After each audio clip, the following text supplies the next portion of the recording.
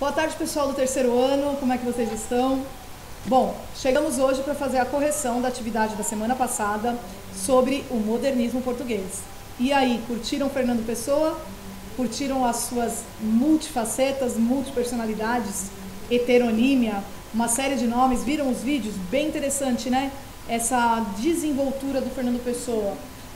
Já é difícil para a gente escrever um poema, imagina escrever com pessoas diferentes, né? Com características diferentes. São poetas que têm uma biografia própria, né? Eles, cada um tem uma profissão, cada um tem um nome, cada um tem uma idade. É bem interessante. Hoje, nos dias de hoje, falariam que Fernando Pessoa é bipolar, né?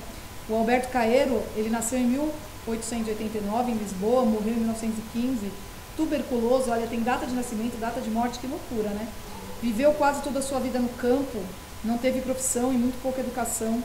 Era louro, de estatura média, tinha olhos azuis. Seus pais morreram cedo e ele viveu de pequenos rendimentos na companhia de uma tia-avó.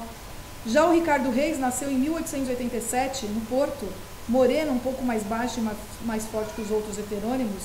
Estudou num colégio de jesuítas em 1919, mudou-se para o Brasil. O Álvaro de Campos, o terceiro maior heterônimo, esses são os três mais conhecidos, né?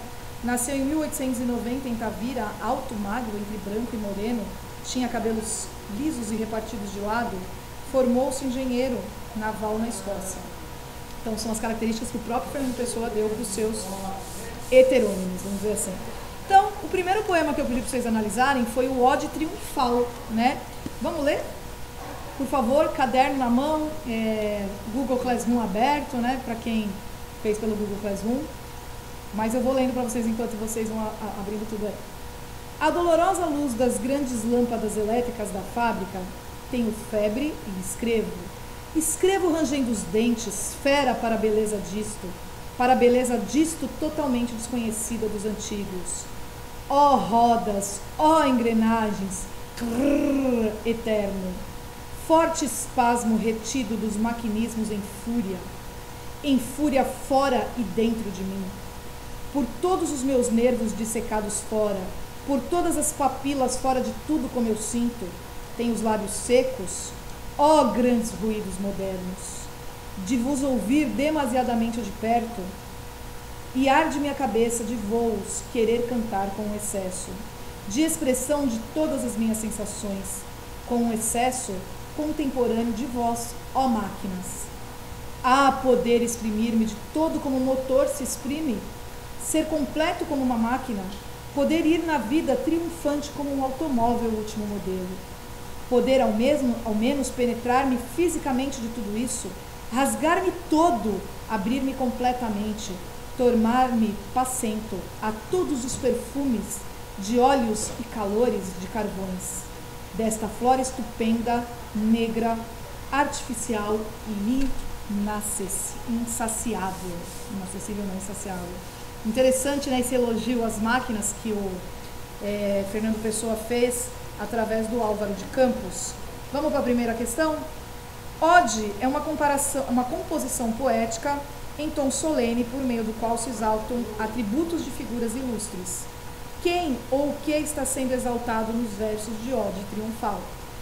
Gente, eu vou fazer a correção aqui, mas eu também vou colocar o Word com ela digitada, para quem não conseguir acompanhar muito bem na oralidade, tá bom? Então, quem está sendo exaltado nessa ode? O eu lírico de Ode Triunfal, ele está exaltando elementos da modernidade, né? Como rodas, como engrenagens, como máquinas. Quando ele fala assim, ó rodas, ó engrenagens, né? Queria ser um motor. Então, fica bem claro para a gente que ele está exaltando esses itens da modernidade. 2. Aqui, vanguarda europeia, estudada por vocês, né, na aula anterior, os versos de Álvaro de Campos podem ser associados. Justifique sua resposta. Eu espero que vocês tenham chegado à conclusão que é o futurismo. Por que é o futurismo? Por quê? Pelo fato de se exaltarem as máquinas e outros produtos da modernidade, além de se manter um tom bem agressivo, que era o tom do futurismo. Não sei se vocês lembram, que era um manifesto bem agressivo até, era um manifesto que atacava as mulheres. O eu lírico, ele escreve em estado febril, né, rangendo os dentes. Ele fala uma hora assim, né, que ele está em fúria, né, por dentro, assim como as máquinas. Então, é o futurismo. Terceira questão. No primeiro verso da segunda estrofe ocorre uma onomatopeia. Uma onomatopeia é aquela figura de linguagem que imita sons. Localize essa figura de linguagem e explique que efeito de sentido ela tem no texto, tendo em vista a sua resposta à questão anterior. Bom, gente, a onomatopeia está naquele R, né, aquele monte de R que eu repetia, eterno. No poema de Álvaro de Campos, essa figura de linguagem, ela tem a função de imitar o ruído de uma máquina, né, ou de uma engrenagem em funcionamento. Trata-se de um recurso que visa transportar o leitor, a gente que é leitor, para o espaço onde o poema está sendo escrito, o ambiente de uma fábrica. Quarta e última questão sobre ódio triunfal. No poema, há quase uma fusão entre o eu lírico e o que ele denomina flora estupenda, negra, artificial, insaciável, ou seja, o ambiente da fábrica. Explique essa afirmação. Gente, as máquinas, elas são personificadas neste poema. Isso é, elas adquirem uma capacidade de expressar-se como se fossem seres humanos. Os maquinismos da fábrica apresentam-se em pleno funcionamento, em fúria, e esse ambiente ruidoso, agressivo, árido, quente, o eu lírico reage furiosamente a ele, por dentro e por fora. Tá bom? Vamos para o próximo poema? O próximo poema é o Quinto Império, né? O Quinto Império, ele está na coletânea chamada Mensagem, atribuída totalmente ao Fernando Pessoa. Essa coletânea, o Fernando Pessoa faz críticas e críticas ao papel que Portugal tem desempenhado na Europa depois dos grandes descobrimentos. O Fernando Pessoa, ele é um dos portugueses que mais faz crítica ao fato de Portugal ter vivido de exploração das suas colônias e ter deixado de se desenvolver o tanto que deveria se desenvolver. Tem um poema dele muito conhecido que ele fala assim: ó mar salgado, quanto do teu sal são lágrimas de Portugal. Então quer dizer que, ao mesmo tempo que o mar ele representa a grandiosidade dos portugueses na história, ele, para o Fernando Pessoa e outros portugueses, ele também significa um estacionamento no desenvolvimento dos portugueses, que eles se acomodam em explorar as colônias, enquanto que os outros países da Europa estão em intensa revolução industrial. Tá? Então, a coletânea de poemas Mensagem trata disso. Vamos ler o Quinto Império. Triste de quem vive em casa, contente com seu lar, sempre um sonho no erguer da asa, faça até mais rubra a brasa, da lareira abandonar. Triste de quem é feliz, vive porque a vida dura, nada na alma lhe diz, mais do que a lição da raiz, ter por vida a sepultura. Eras sobre eras se somem, no tempo em que eras vêm, ser descontente é ser homem. Que as forças cegas se domem pela visão que a alma tem. E assim, passados os 4 tempos do ser que sonhou, a terra será teatro do dia claro que no átrio da erma noite começou. Grécia, Roma, cristandade, Europa, os 4 se vão, para onde vai toda idade. Quem vem viver a verdade? Que morreu Dom Sebastião? Gente, uma curiosidade para vocês, né? Dom Sebastião foi um infante português que foi imperador, né? Foi rei, era da monarquia. E ele morreu muito jovem numa batalha. Só que ele perseguiu um sonho e ele foi uma representação de esperança para os portugueses, tá? Então vamos lá, primeira questão. Reúna-se com seus colegas, ai que saudade de se reunir com os colegas, né? E com o auxílio do professor, bom, tô aqui, discutam a afirmação a seguir a partir da análise geral do poema. A leitura do poema O Quinto Império nos permite interpretá-lo de 2 maneiras, no âmbito individual, humano, desvinculado do objetivo geral do livro Mensagem e do contexto histórico português, e no âmbito histórico, coletivo, relacionado ao objetivo geral da coletânea e no contexto português da época de Fernando Pessoa. Então, gente, o poema ele pode ter 2 leituras, tá? Uma primeira leitura situada nesse âmbito individual, de que é o próprio ser humano, e outra no âmbito histórico, ligado ao que Pessoa quer defender nesse poema Mensagem. Tá bom? Ele tem os 2 lados. Vamos falar primeiro do individual. O poema pode ser interpretado como uma defesa da necessidade humana de aventura, de desafio. Dessa forma, o homem que vive em casa, que não almeja a inquietação do sonho, é visto como triste. O eu lírico trabalha com a ideia de que o comodismo e a rotina levam o homem a uma felicidade falsa, a uma felicidade sem risco, tediosa, previsível. No poema, defende-se também que é da natureza humana, o descontentamento, a busca por outros horizontes. E aí entra o fato deles citarem Dom Sebastião, o nobre, né, que se aventurou cegamente na batalha de Alçaber-Quibir. Alçaber, alguns lugares está Alçaber, outros está Alçaber. E que mesmo morrendo deixou um legado de esperança e fé para o povo. Do ponto de vista histórico, o Pessoa argumenta que o povo não deve acomodar-se, que é dever dos portugueses, no caso, buscar aquilo que lhes cabe, tornar-se o quinto império. Ele fala de 4 impérios, né? Um deles é Grécia, o segundo é Roma, o outro é a cristandade, o quarto seria a Europa, e o quinto império seria Portugal. Então, do ponto de vista individual, não devemos nos acomodar. Do ponto de vista histórico, o país não deve se acomodar. Segunda questão. Que atitude o eu lírico identifica como ter por vida a sepultura? Gente, quando ele fala isso, ter por vida a sepultura, ele está falando a respeito dessa, vamos dizer, dessa imobilidade, desse comodismo, né, dessa aceitação, dessa felicidade triste, dessa felicidade previsível. Bom? Terceira, que desafio ele lança ao povo português? O desafio que ele lança é que não fiquem esperando pela volta de Dom Sebastião. Ficar esperando Dom Sebastião é uma metáfora para comodismo. Vocês ficam esperando ele nunca mais vai voltar, ele morreu. Na verdade, vocês estão acomodados. Mas tomar para si, para cada um de si, a tarefa de reconduzir o país à sua antiga glória. Bom? Gente, mais 2 poemas a gente acaba, né? Então, o terceiro poema é o Pobre Velha Música. Esse também é atribuído a Fernando Pessoa, tá? Então, vamos ler lá.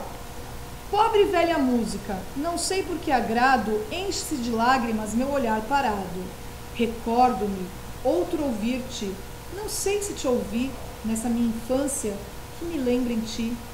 Com que ânsia tão raiva, quero aquela outrora, e eu era feliz? Não sei, foi-o outrora agora. Fofinho, né? Rapidinho de ler, bem popular, vamos dizer assim. Então, primeira questão. Como você já sabe, forma e conteúdo são componentes que caminham juntos na construção do sentido de um poema. Gente, a gente estudou isso desde o primeiro, né? O poema, ele tem forma e conteúdo, e muitas vezes a forma dele, o tipo de verso que é usado, o tipo de rima, a forma com que ele é escrito, as onomatopeias, as metáforas, tudo isso incide no sentido do texto. Então, do ponto de vista da métrica, que tipo de versos há em Pobre Velha Música? Gente, são versos de 5 sílabas. Tipo, versos de 5 sílabas, chamado também de redondilha menor. Eu expliquei lá no primeiro ano o que é uma redondilha menor. É uma métrica tradicional, popular, rápida, curtinha, né? São pequenas travas que são feitas com ela. A gente chama de trovas ou travas. B. Agora, relacione a forma, a referência que o eu lírico faz logo no primeiro verso, a velha infância. Gente, o poema trata da infância do eu lírico, por meio da música. Então, para tanto, o poeta, para isso, ele recorre à estruturação dos versos, numa métrica bem musical, bem rápida, redondilha, remetendo a essa ideia de velha infância. Velha música, né? A redondilha, velha música, velha infância. Não é música dos tribalistas. B. O que a música evoca no eu lírico que constitui o tema central do poema? A música evoca a lembrança do passado, a lembrança da infância. Então, essa lembrança da infância seria o tema central do poema. Terceira questão. Analise 2 versos bastante conhecidos da poesia lírica de Pessoa, em que o poeta cria um efeito baseado no contraste entre presente e passado, felicidade e infelicidade. Entre colchetes estão inseridos os elementos suprimidos pelo poeta. Então eu vou ler. E eu era feliz? Não sei. Fui-o, outrora, agora. Então, o que está entre colchetes? Vou ler de novo. E eu era feliz? Não sei. Eu fui feliz outrora, na infância. Agora, serei feliz ou não, né? Então, vamos comentar? São as lembranças vividas pelo eu lírico, no hoje, que tornam feliz a sua infância. As lembranças do que ele vive hoje tornam feliz as lembranças do passado. É comum, né, as pessoas mais velhas falarem com muita nostalgia, com muita saudade, muito amor da sua infância, da sua adolescência, E eles atribuem a essa época uma magia, né? Falam, eu era feliz e não sabia. E às vezes não corresponde de fato ao que foi de verdade. O verso, e eu era feliz, em forma de interrogação, que ele mesmo responde, não sei, sugere que talvez a infância dele não tenha sido tão feliz assim. Às vezes é o saudosismo mesmo, tá certo? Bom, gente, por último, nós temos o poema em linha reta e a música O Vencedor. O poema em linha reta, né? Vou ler para a gente poder analisar. Nunca conheci quem tivesse levado porrada. Todos os meus conhecidos têm sido campeões em tudo. E eu, tantas vezes reles, tantas vezes porco, tantas vezes vil, eu, tantas vezes irrespondivelmente parasita, indesculpavelmente sujo, eu que tantas vezes não tenho tido paciência para tomar banho, eu que tantas vezes tenho sido ridículo, absurdo, que tenho enrolado os pés publicamente nos tapetes das etiquetas, que tenho sido grotesco, mesquinho, submisso e arrogante, que tenho sofrido enxovalhos calado, que quando não tenho calado tenho sido mais ridículo ainda, eu que tenho sido cômico às criadas de hotel, eu que tenho sentido o piscar dos olhos dos moços de fretes, eu que tenho feito vergonhas financeiras, pedido emprestado sem pagar, eu que quando a hora do soco surgiu, me tenho agachado para fora da possibilidade do soco, eu que tenho sofrido a angústia das pequenas coisas ridículas, eu verifico que não tenho par nisso tudo nesse mundo.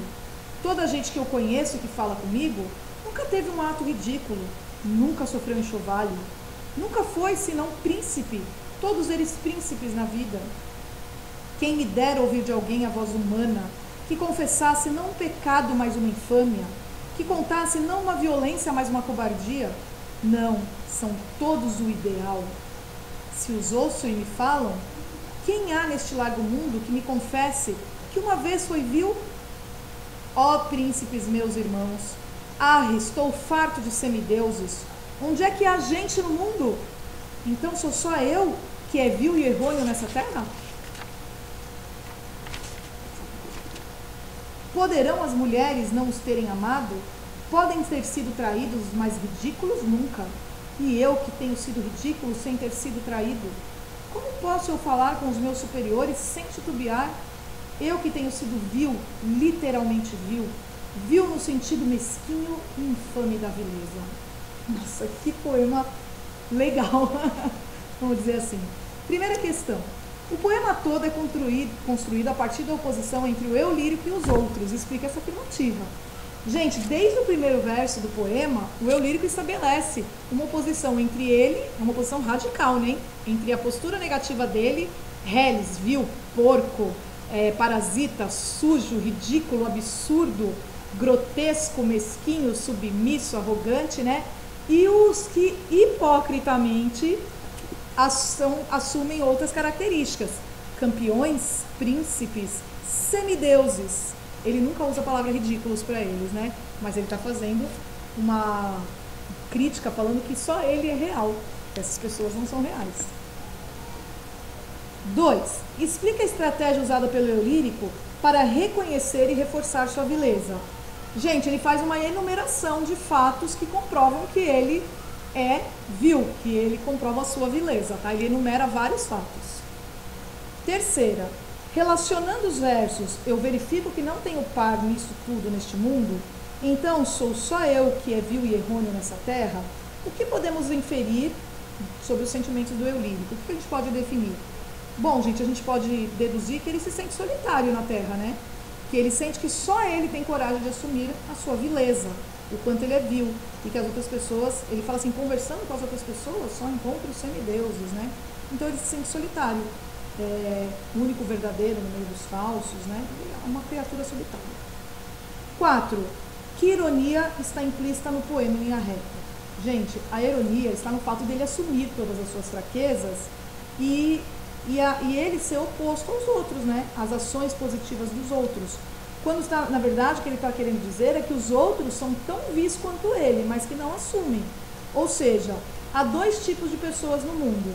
As que assumem os seus defeitos, que é o caso do nosso eu lírico, e as que escondem os seus defeitos, os tais dos príncipes e semideuses. Bem legal essa poesia, né?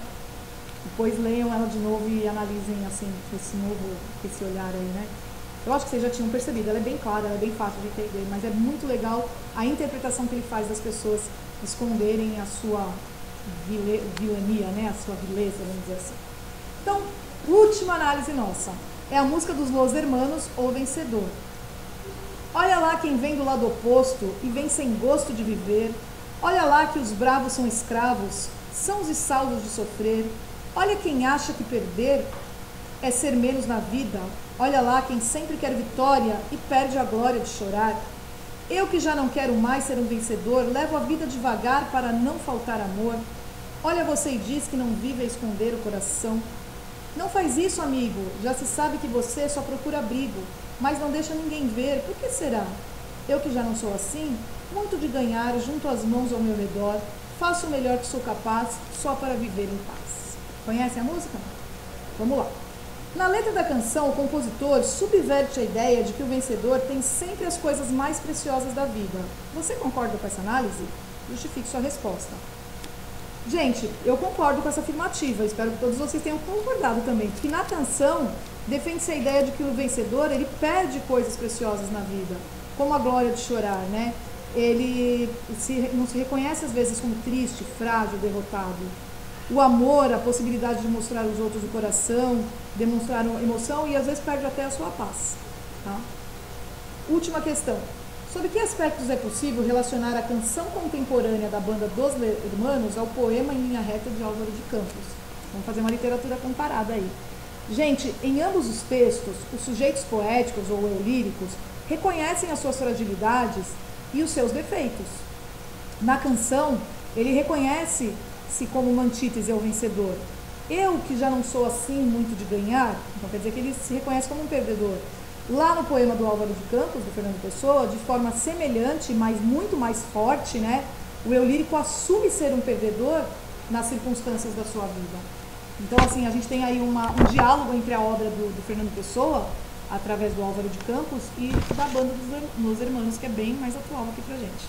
Pessoal, espero que vocês tenham conseguido acertar tudo. Na sequência, eu vou estar postando para vocês uma atividade avaliativa. Tá? Inclusive essa atividade vai estar em cima das correntes modernistas, não tanto em cima do Fernando Pessoa, tá? O Fernando Pessoa fica para a próxima semana. Beijo para todos.